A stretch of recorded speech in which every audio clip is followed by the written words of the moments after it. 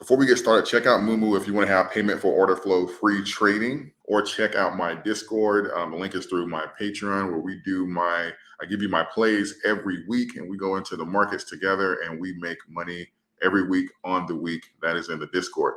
Okay, so let's get into this. So in today's video, we're going to talk about the recent break-in support of Dogecoin and Bitcoin, and pretty much just the short spiking to like the heavens, taking advantage of the hawkish speech that Jerome Powell did, which we were expecting anyway, and we were expecting a breakdown in the markets. But of course, you cannot have the markets break down and people not take a short position on crypto as well, especially cryptos that the volume is really low and people aren't selling. It'll give the illusion that it's holding up, and they don't want that. That is exactly what's happening, because you'll see here that when we consolidate at around the 6 cent mark, that the price does not fluctuate. Even when we have low volume or bad news overall in the macros, you'll see that the price remains relatively stable until we have these massive spikes in shorts. And the crazy thing about this is we've seen a 49% spike in shorts today, and Doge only moves a few tenths of a penny. Now, we did break support, so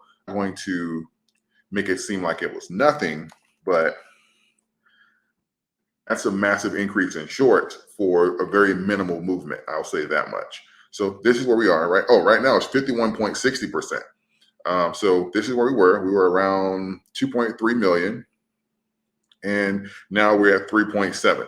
So literally about, what is this? A 1.4 million, $1.4 million increase. So this is a pretty substantial increase for the day, especially just off of this news. We were expecting Powell to be hawkish, and he pretty much came out. If you guys didn't have a chance to catch it or go through the breakdown, he pretty much said this is no time to kind of like let up, and they intend on keeping the pressure on the inflation, which we expected. There's a big gap. Even just because we have one CPI number does not mean that, we're going to go off to the races. And I've seen people saying that, the S&P and NASDAQ, we're getting ready to move and stuff like that. It's crazy what people do off of one piece of data when we've had over a year of consecutive of inflation just simply rising. It's a big gap between 8% and 2 or 3%. That is a big hole to fill. So we have a long way to go down. Yes, if we get some concrete evidence, this upcoming CPI report, yes, we're headed in the right direction, but we still have a ways to go before they can start planning about letting down. Now, they did put the initial plan out there, let them know that they're optimistic that they have everything under control, but we have yet to see evidence of that. And one thing they did not mention today was whether or not they were going to go down to a 0.50 on the next meeting. And I think this is because they're waiting on the data. So we may see another 0.75. They left that window open. And I think that's one of the reasons why they're like, okay, maybe, and the market's like, okay, maybe we need to pump our brakes here before we start saying, let's be bullish. This is why if you're looking at Dow Jones, SPY and stuff like that, it looks like they walked off a cliff later today. This is because the big money is like, okay, let's just kind of pump our brakes here and wait and see.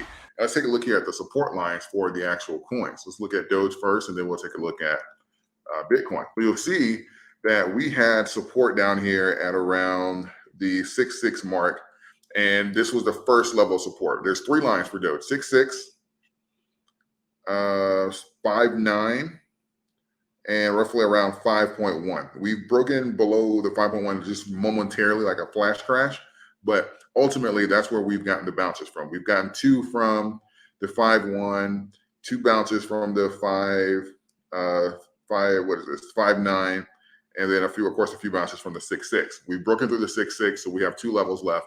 And the next one is the 5.9, but right now we're in the middle. Next level is going to be the 5.9 level of support. So if we get down there, we should expect some resistance here, especially if it gets cheaper. Obviously, it becomes more attractive to buy. But as the market or if the bear market continues to unravel, and especially if we have Bitcoin dip below $20,000, it is very likely that we can test these lower levels of support again.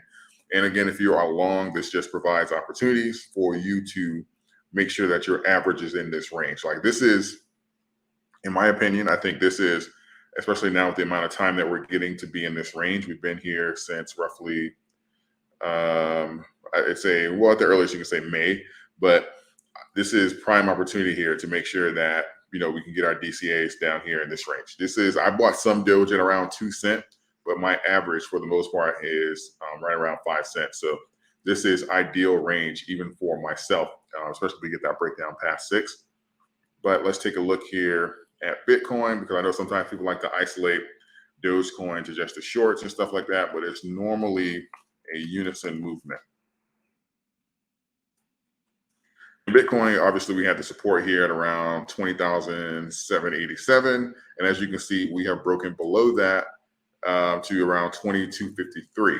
Yeah, so we have the support here at around 20,700 range, which is obviously broken below that.